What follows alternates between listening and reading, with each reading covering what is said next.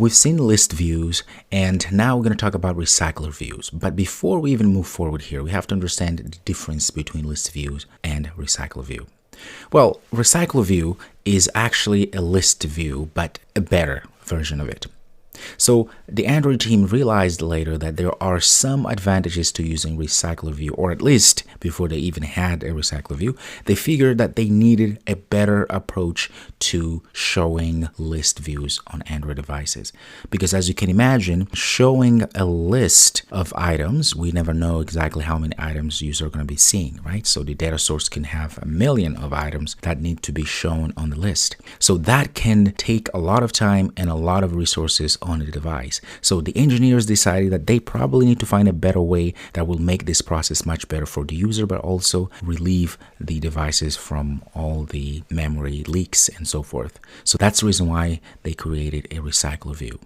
So a recycler view here, if you look at this diagram, you can realize that the same pattern that we talked about earlier, about adapters and the views and then the data set, it's the same thing. But you notice to the left here, our recycler view is reliant on a layout manager, because this layout manager is going to allow us to put things on the screen the way that we want to put, but also the way that the system wants you to actually manage all of those layouts that we are putting together.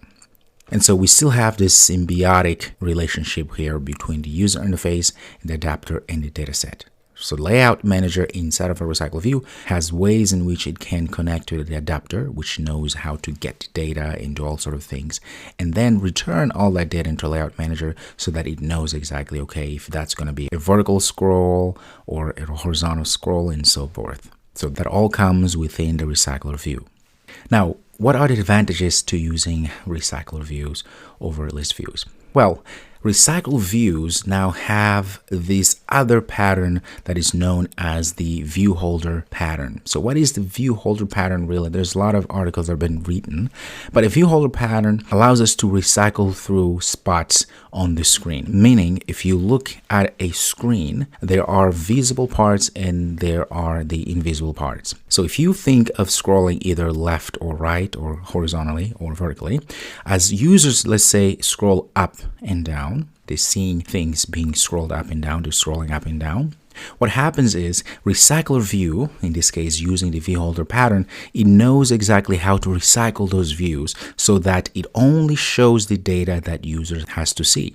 Meaning anything that it's not being seen in the visible area of the screen, it's almost not existent, meaning it's not taking a toll on memory because that's not a visible area. Therefore, anything that is not inside of this visible area should not be rendered. Okay, so as a consequence of that, we then have a boost in performance. So now we don't have issues where if you have, for instance, 1 million items that need to be displayed on screen at this point, now you don't have to worry about that because the system knows how to recycle those views and showing exactly what you need to see and discarding anything else. Okay, so that's what's happening. Now we also will have these ways in which we can customize layouts. So as you saw previously, the one text view, the list view that we saw earlier that is connected to the built-in list view, it wasn't very inspiring because you only had a way of adding one item. There's another one, you can add another text view at the bottom, but still it's not very helpful to us. Okay, now with recycler views, you can actually customize your layouts and create something more inspiring even than you can see here on the screen, right? So the idea here is that you can create an entity, or what we call a row, that could have text view at the top, another text view in the middle, and at the bottom. To the left, you can put an image if you want. To the far top right, you can put another text view or another image at the bottom. So you can do all sort of things because now you have that capability with recycler view.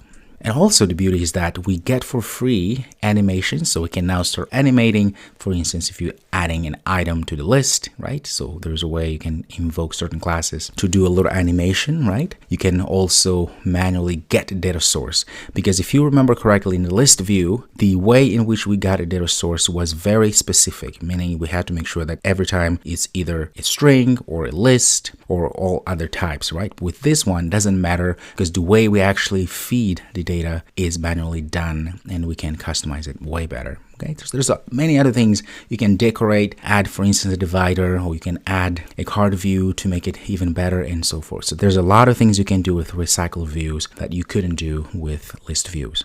The most important one here, of course, is the boost in performance as well as the customizations. And also we can now add this detection, so we can detect, for instance, whether the item was clicked or not. Now, we were able to do that, of course, with Listview, as you saw, but again, we cannot do that much better because now we can use other interfaces that come with RecyclerView so that we are customizing our clicks events. We can do all sort of things with that. So overall, RecyclerViews should be the ones you should always use, unless you know exactly how much data you're getting from a data source, but you always should actually look into using RecyclerView. Now, I have to say, it takes a little bit of a process to really understand how RecyclerView work, but most importantly, how to put it all together. That's the reason why I'm going to spend a little bit of time to go through this process so that you understand, because it's very important you understand what's really happening, especially when you're creating RecyclerView. But the idea is still the same. You have an adapter in the middle, and to the sides you have the user interface, and you have the data source. Okay, so let's go ahead and see how can we start putting together customizable RecyclerViews and take advantage of this awesome view holder pattern that is inside of our adapter for RecyclerViews.